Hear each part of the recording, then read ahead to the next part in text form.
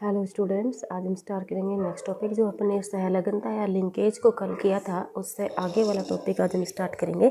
तो चलो देखते हैं। एक होती है पूर्ण सहलगनता, एक होती है अपूर्ण सहलगनता। सहलगनता यानी लिंकेज दो प्रकार की होती है, पूर्ण सहलगनता और अपूर्ण सहलगनता।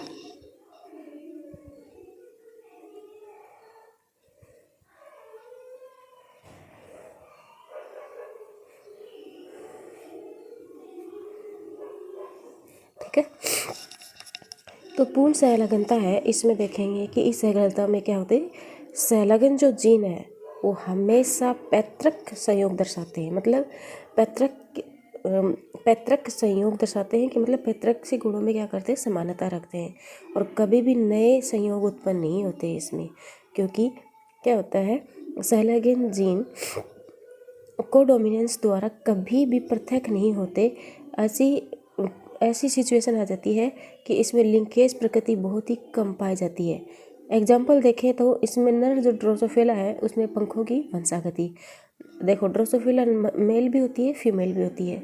तो जो मेल वाला ड्रोसोफिला है उसमें पंखों की जो वंशागति है वो पूर्ण सहलगनता का क्या है, एग्जाम्पल है। तो लिखते हैं, इस सहलगनता में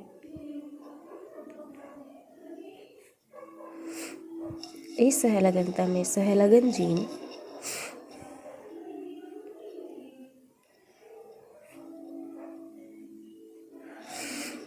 हमेशा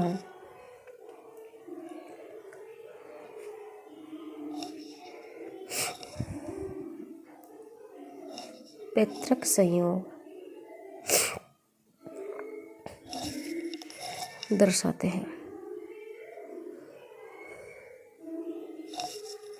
कभी भी नए संयोग उत्पन्न नहीं होते।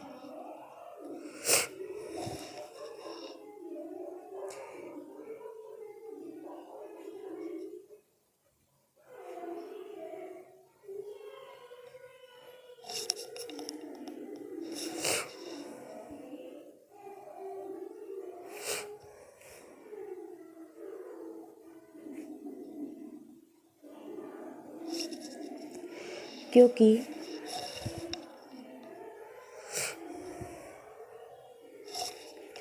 सहलगन जीन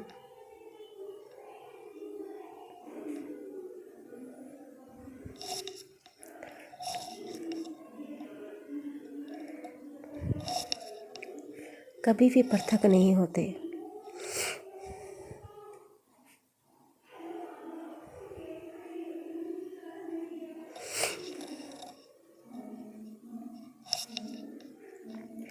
ऐसी लिंकेज प्रवृत्ति बहुत कम पाई जाती है।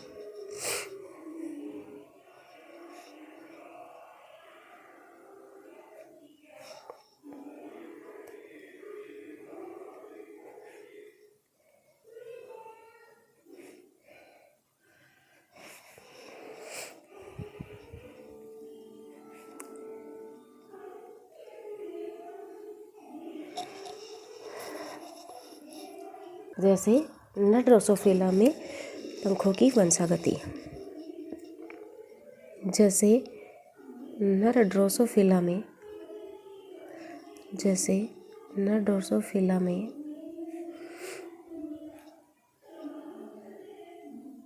की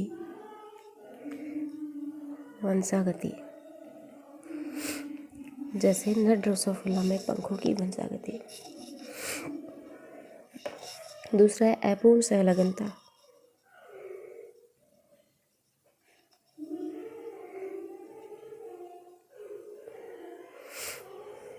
अपूर्ण सहलगनता होती है, इस लिंकेज में देखो, ये तो पूर्ण सहलगनता होती है और ये क्या होती है, अपूर्ण सहलगनता।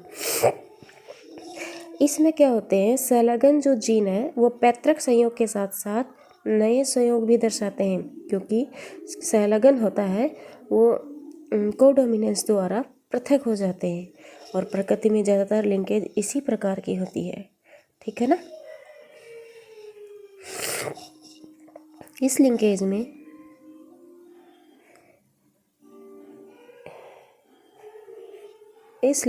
में सहलगन जीन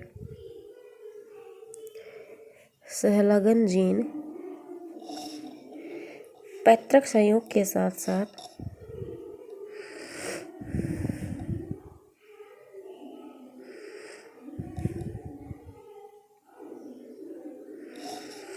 नए संयोग भी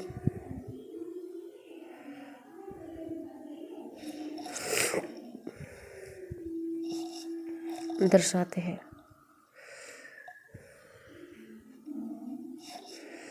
क्योंकि सहलगन जीन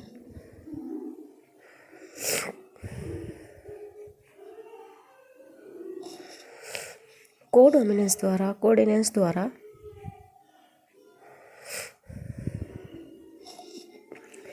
पृथक हो जाते हैं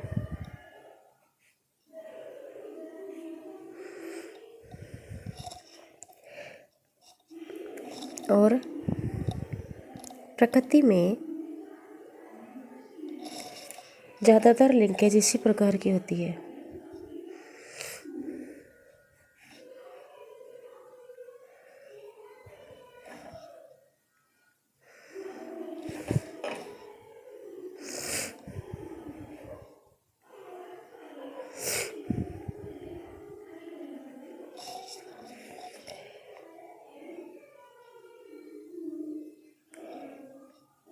ठीक है,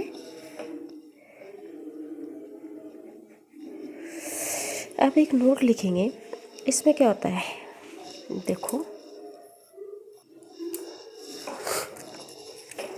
जब दोनों प्रभावी जीन क्या होते हैं, दोनों प्रभावी जीन एक ही गुणसूत्र पर क्या करते हैं, दूसरे प्रभावी जीन पर दूसरे गुणसूत्र पर व्यवस्थित होते हैं, तो इसे क्या कहते हैं, सिस अरेंजमेंट कहते हैं। अर्थात ये मैं क्या कहना चाहती हूँ कि जब दो या दोनों प्रभावी जीन एक ही गुणसूत्र पर तथा दूसरे अप्रभावी जीन दूसरे गुणसूत्र पर, अब मान के देखो दो गुणसूत्र हैं, ठीक है ना, एक पर प्रभावी जीन है और दूसरे पे क्या है, अप्रभावी जीन है, व्यवस्थित होते हैं, उसे सिस अरेंजमेंट कहते हैं। लेकिन एक ही गुणसूत्र पर प्रभावी अथवा अर्थात या प्रभावी और अप्रभावी दोनों जीन उपस्थित होते हैं, उसे ट्रांस अरेंजमेंट कहते हैं। ये होती है गुणसूत्रों की सिस और ट्रांस अवस्था। सिस अवस्था गुणसूत्र पर जीन की वास्तविक अवस्था होती है और ट्रांस क्या होती है, मतलब अवास्तविक होती है। देखो, ये एक इम्पोर्टेंट फैक्ट है। जब दोनों प्रभावी जीन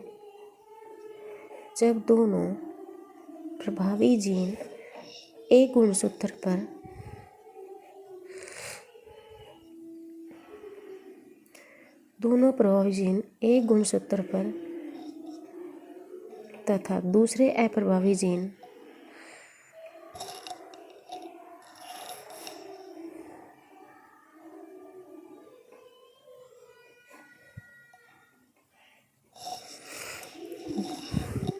दूसरे गुणसूत्र पर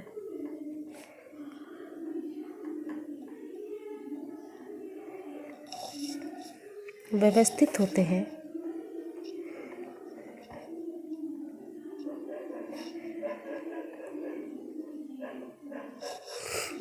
तो उसे सिस अरेंजमेंट कहते हैं।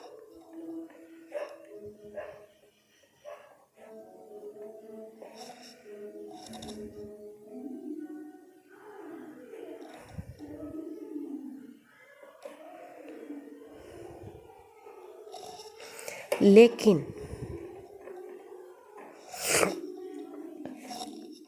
एक ही क्रोमोसोम पर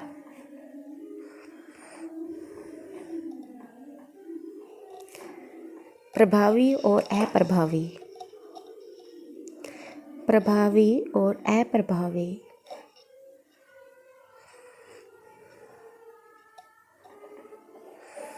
गुणसूत्र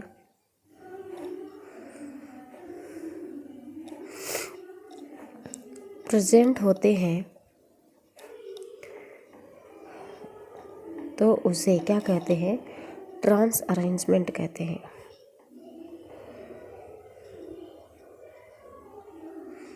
ट्रांस अरेंजमेंट कहते हैं, ठीक है ना।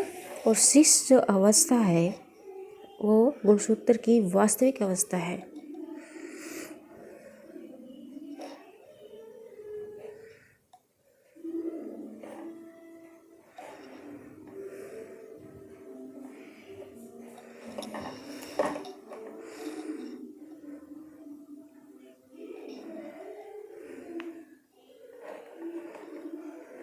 ठीक है, तो ये थी क्रोमोसोम की सिस और ट्रांस अवस्था। जैसे मैं आपको डायग्राम बना के दिखाती हूँ। 2 क्रोमोसोम है,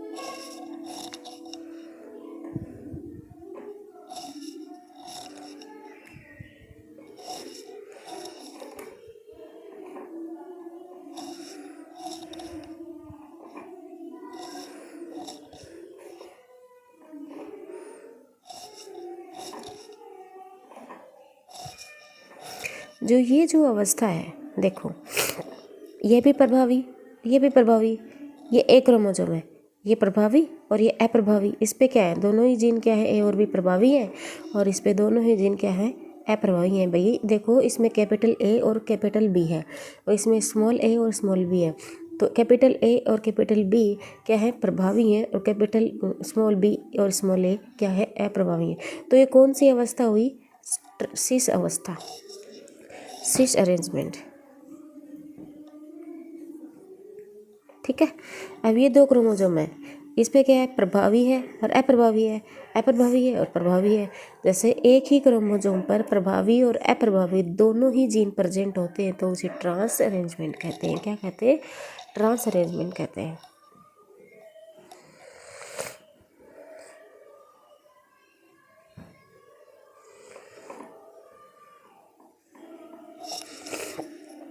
ठीक है, लेकिन क्या होता है, एक नोट करके लिखेंगे अभी, प्रोकैरियोटिक। देखो, प्रोकैरियोटिक जीव होते हैं, प्रोकैरियोटिक जीव कौन से होते हैं, एक कोशिकीय जीव। तो प्रोकैरियोटिक जीव जिसमें केवल एक ही सहलगन समूह होता है। क्यों, क्योंकि उसमें एक ही डीएनए पाया जाता है और उस पर सभी जीन मिलकर एक ही सहलगन समूह बनाती हैं। ठीक है, तो इसमें ये नोट करने लायक है। जैसे प्रोकैरियोटिक जीवों में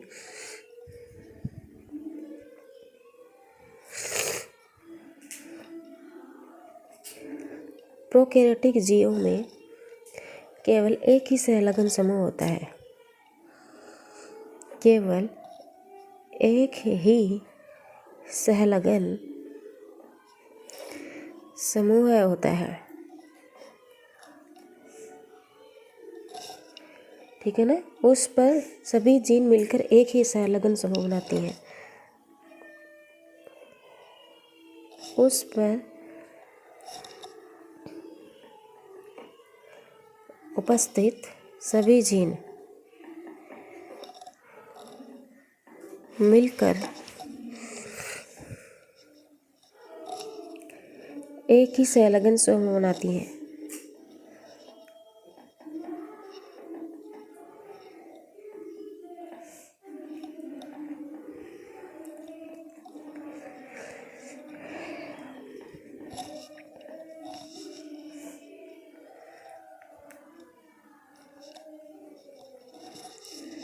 ठीक है ना। अब दूसरा नोट करके अपन लिखेंगे crossing over.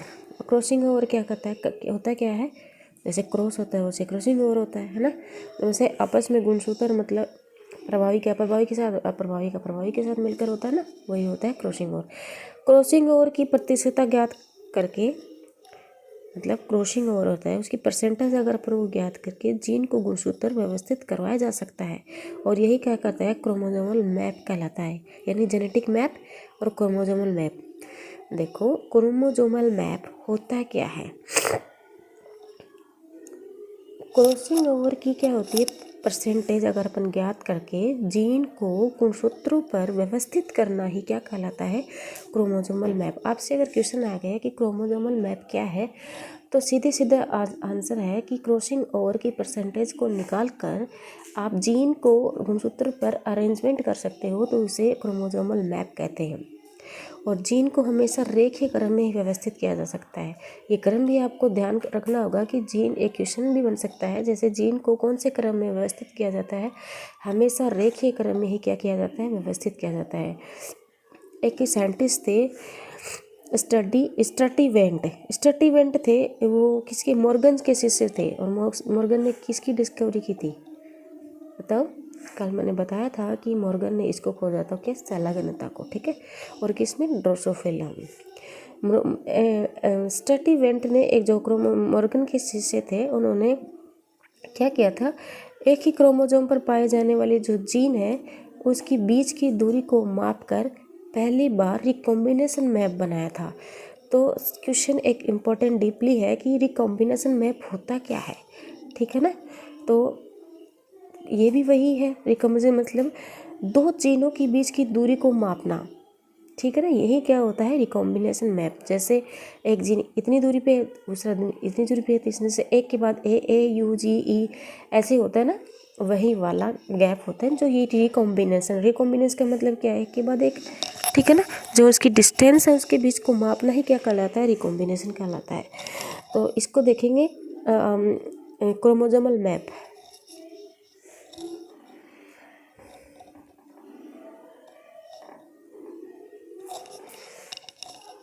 Chromosomal map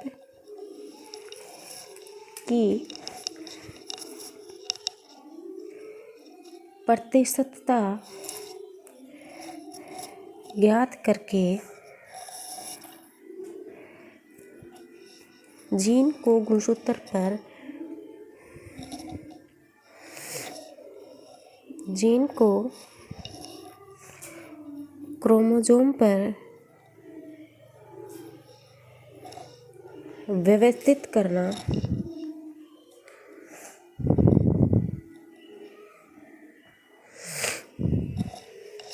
genetic map या क्रोमोसोमल मैप कहलाता है।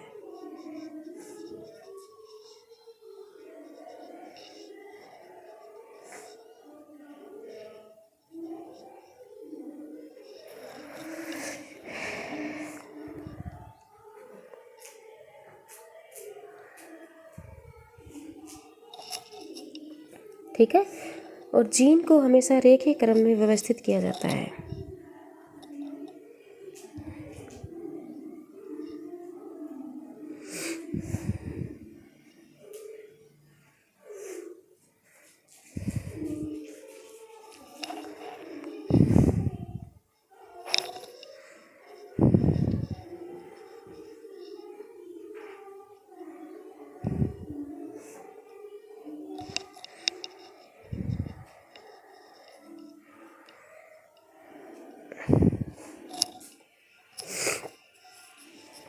ठीक है। और क्या होता है, एक ही क्रोमोसोम पर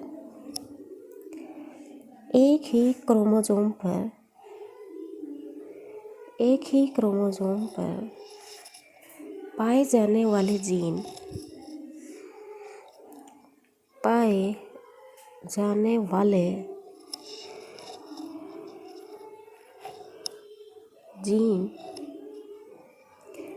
की बीच की दूरी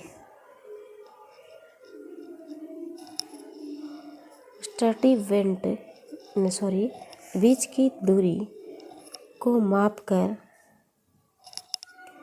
पहली बार रिकॉम्बिनेशन मैप बनाया जा सकता है।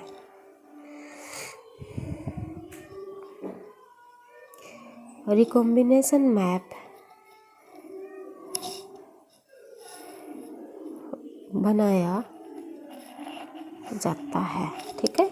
तो ये किसने दिया था, मॉर्गन के जो एक शिष्य था स्टर्टीवेंट, उसने दिया था। उन्होंने जीन क्रोमोसोम पर जीन की बीच की दूरी को मापकर रिकॉम्बिनेशन मैप को बनाया था, ठीक है ना। तो आज की क्लास अपन यही ख़त्म करेंगे। और क्योंकि वीडियो बड़ा बनने के बाद क्या नहीं होता, अपलोड नहीं होता है। ठीक है, थैंक यू फॉर वॉचिंग, और प्लीज़ मेरे चैनल को लाइक करो और सब्सक्राइब करो। Okay, bye.